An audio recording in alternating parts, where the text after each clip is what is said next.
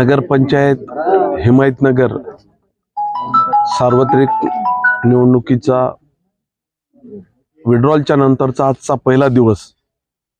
आज आम्ही या गावचे देवस्थान परमेश्वर मंदिरात नारळ श्रीफळ फोडून वाढवून प्रचाराला सुरुवात केलेली आहे। गावामध्ये सुद्धा हनुमान मंदिर असो, कालिंका देवी मंदिर असो, लकडोबा मंदिर देवस्थान असो, अण्णाभाऊ साठे बुद्ध विहार, सगळ्या ठिकाणी जाऊन नारळ फोडून प्रचाराला सुरुवात केलेली आहे। या शहरामध्ये आपण सर्व इथलेच रहिवासी इथले पत्रकार आहात। शहर तालुका म्हणून परिस्थिती राहिलेली नाही, तर ही संपूर्ण सुधारण्याची जबाबदारी आमच्यावर पडलेली आहे एक आमदार या नात्याने। तर माझ्याकडून एक 2-3 प्रोजेक्ट या शहरासाठी चांगले मी प्रस्तावित केलेले आहे। त्याच्यामध्ये जवळजवळ पूर्ण शहराची अंडरग्राउंड ड्रेनेज पहिलं काम हाती घेतलेलं आहे। त्याच्यानंतर जवळजवळ 37 रस्ते जे प्लॅनिंग मध्ये आहेत, ते नियोजनामध्ये आहेत, ते ज्याला नंबर आहे प्लॅन मधले रस्ते 37 रस्ते। आणि त्याच्यानंतर इथला बस स्टँडचा प्रश्न आहे, इथले अनेक पाण्याचा प्रश्न आहे। मुख्यतः उन्हाळ्यामध्ये काय परिस्थिती होती आपल्याला सर्वांना माहित आहे। 4 टँकर मी स्वतःचे दिले होते, तरी सुद्धा एवढी आणि कुठल्याच रस्त्याने आता चालता येत नाही। हा तालुका ही नगरपंचायत भकास करून सोडलेली आहे। मग ह्याच लोकांना परत द्यायचं का? आज आम्ही सर्वसाधारण ज्यांनी आयुष्यातले 30 वर्ष शिवसेनेसाठी धनुष्यासाठी आपलं पूर्ण आयुष्य वाहिलेलं असे रामभाऊ ठाकरे यांना उमेदवारी दिलेली आहे। आज 30 वर्षापासून ते या गावचे ग्रामपंचायत सदस्य होते पूर्वी। काल नगरपंचायत मध्ये सदस्य सुद्धा होते, परंतु नगरपंचायत सदस्याला म्हणजे नगरसेवकाला काय अधिकार असतात आपल्याला सर्वांना माहित आहे। नगरपालिका नेहमी विरोधी गटाकडेच राहिलेली आहे। आणि म्हणून इथलं जर डेव्हलपमेंट करायचं असेल तर सर्वसामान्य कुटुंबातून आलेला, आज 25-30 वर्ष राजकारणात राहून समाजसेवा केली ह्या माणसानी, स्वतःचं घर सुद्धा बांधू शकलं नाही, किरायाच्या घरामध्ये आहे। हे वास्तव आहे, आपला सर्वांना माहित आहे। आणि आज लोक 5 वर्षे कुठल्या पदावर गेले की 4-4 मजले इमारती, आणि समोरचे लोक पहा, समोरच्याकडून काही आपल्याला त्यांच्यावर टीका करायची नाही, पण या जनतेला माहित आहे समोरच्याचे काय काळे धंदे आहेत आणि काय ते काय करू शकणार आहेत ते। साहेब, या निवडणुकीमध्ये महायुती होणार होती, एक निष्ठावंत चेहऱ्याला आपण संधी दिल्याबद्दल म्हणजे जनते सुद्धा त्यांच्यावर हे आहे आपल्याकडे, म्हणजे शिंदे गटाकडून स्वागत आहे। आणि यावेळी जे महायुती झाली नाही, कशामुळे झाली नाही, काय कारण आहे? युती झाली होती। स्वतः मी आमचे जिल्हा प्रमुख विवेक देशमुख, आम्ही स्वतः अशोकराव साहेबांची यशवंत कॉलेजच्या तिथं भेट घेतली आहे, ITM कॉलेजला। युती झाली, इथल्या 4 सीटा त्यांना दिल्या होत्या।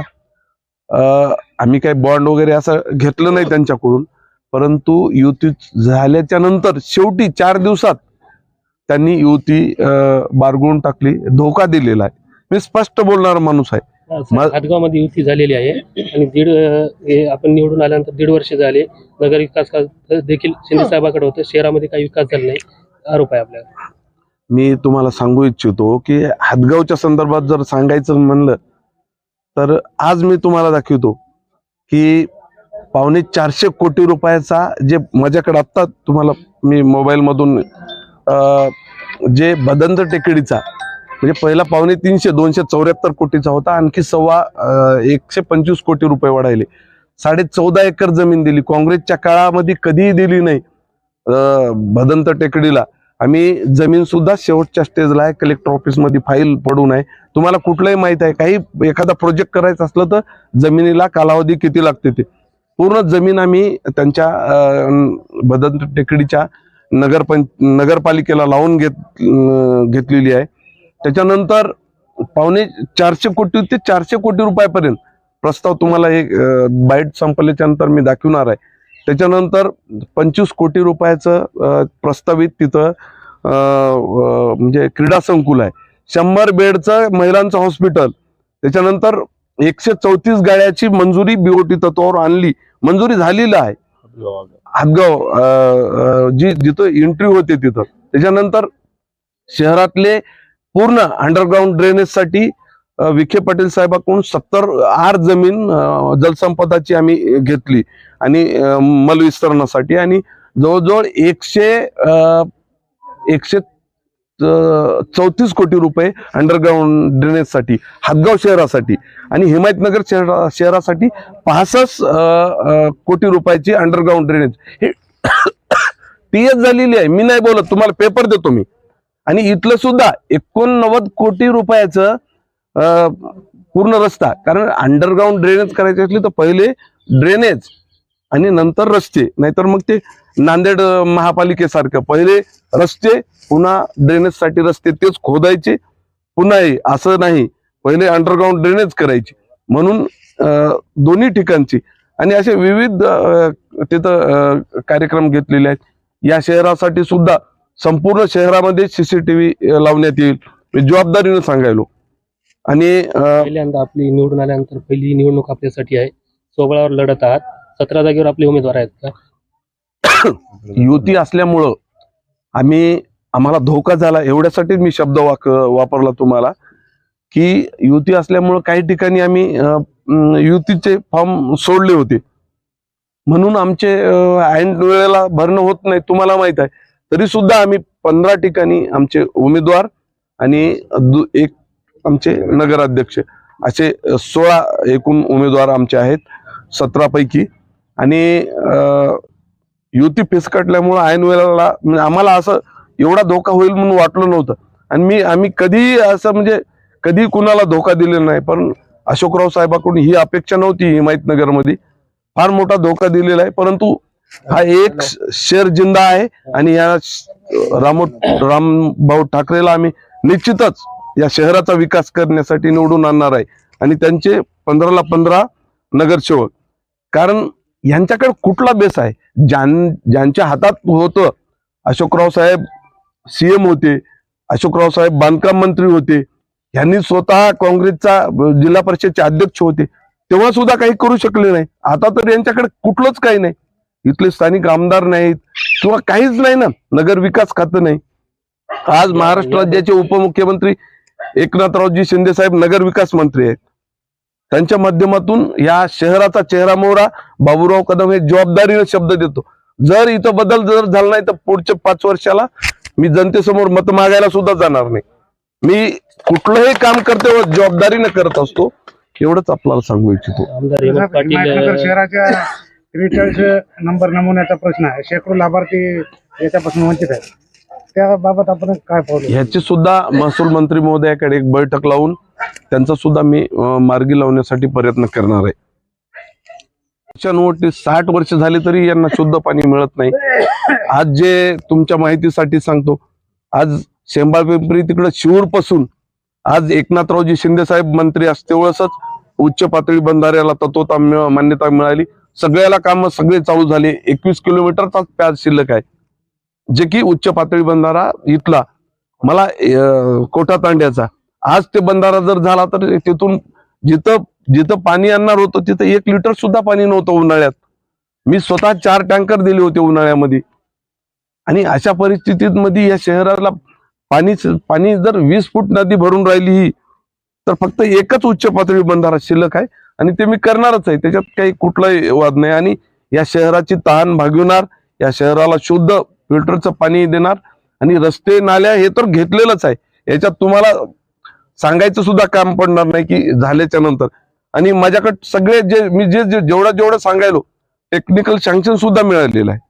त्याच्यामुळं कुणी गैरसमज किंवा असं काही कोणाच्या बोलतापाला बळी पडू नये. तुम्हाला पेपर वाटलेस तर मी पूर्ण देण्यास तयार आहे. धन्यवाद. बरं साहेब, युवकांना बेरोजगार युवकासाठी आपण MIDC आणतो असं, MIDC साठी सुद्धा हातगाव आणि हिमायतनगर मी दिलेला शब्द 100% करणार आहे.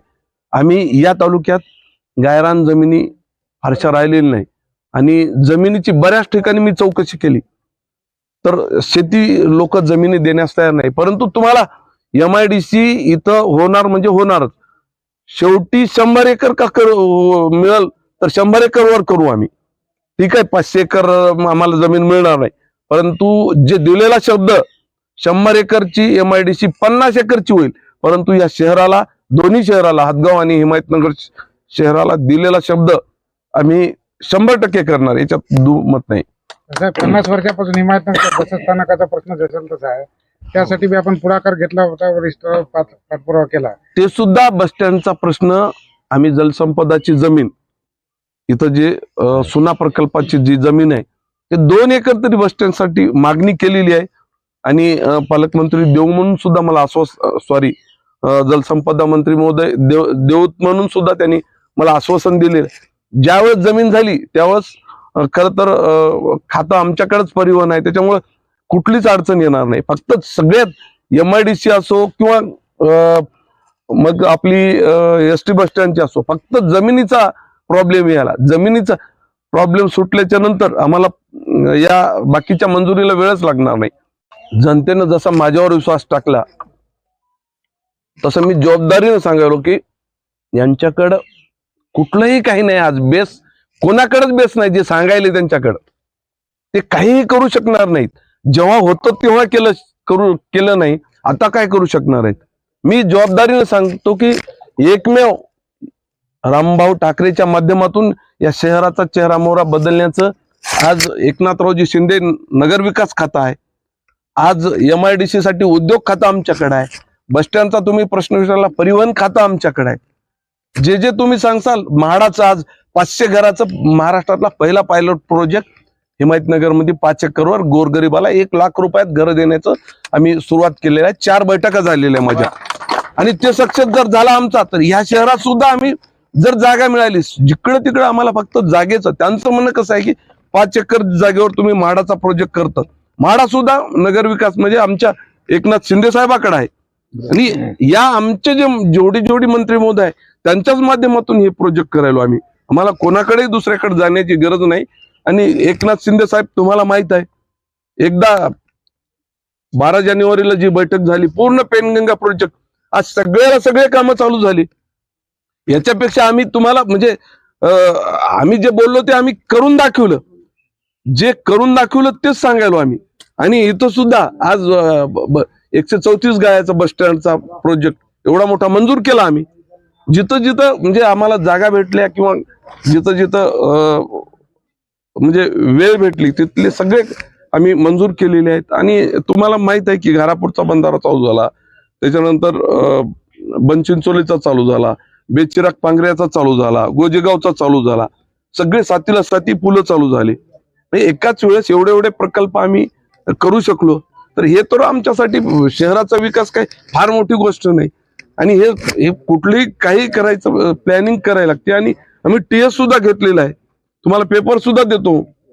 एकही गोष्ट आम्ही, निवडणूक जरी उद्या असली, मतदान उद्या असलं, तरी जे बोलतो तेच करतो आम्ही. याच्या व्यतिरिक्त काही कोणावर टीका करण्याचा आमचा मानस नाही. परंतु या शहराचा विकास करायचा असेल तर फक्त इथं शिवसेनेकडच, आमच्याकडच इथली नगरपंचायत येणं गरजेचं आहे. आणि 100% जनता सुजाण आहे, सुज्ञ आहे, आमच्याकडे सत्ता देतील. आणि जर लोकांना जर गरज नसेल, आपल्या पायावर दगड मारून घ्यायचा असेल, वर्षानुवर्षे ज्यांनी या शहराचा भकास केला त्यांच्याकडे द्यायची असली तर मग जनतेला जे मान्य असेल तेच होईल. परंतु आमचा आत्मविश्वास आहे, माझ्यासारख्या सर्वसाधारण माणसाला दिल्याच्या नंतर आम्ही 1 मिनिट सुद्धा, 1 तास सुद्धा इतर कामासाठी देत नाही.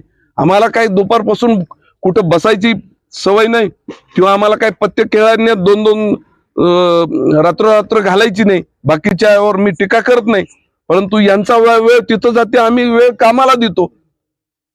म्हणूनच आम्हाला जनतेवर विश्वास आहे की जनता सुद्धा कामाला महत्व देणारी आहे. आणि निश्चितच या नगरपंचायतवर शिवसेनेचा धनुष्यबाणाचा भगवा झेंडा फडकून आम्ही या सर्वांगीण शहराचा विकास करू, एवढंच आपल्याला सांगू इच्छितो.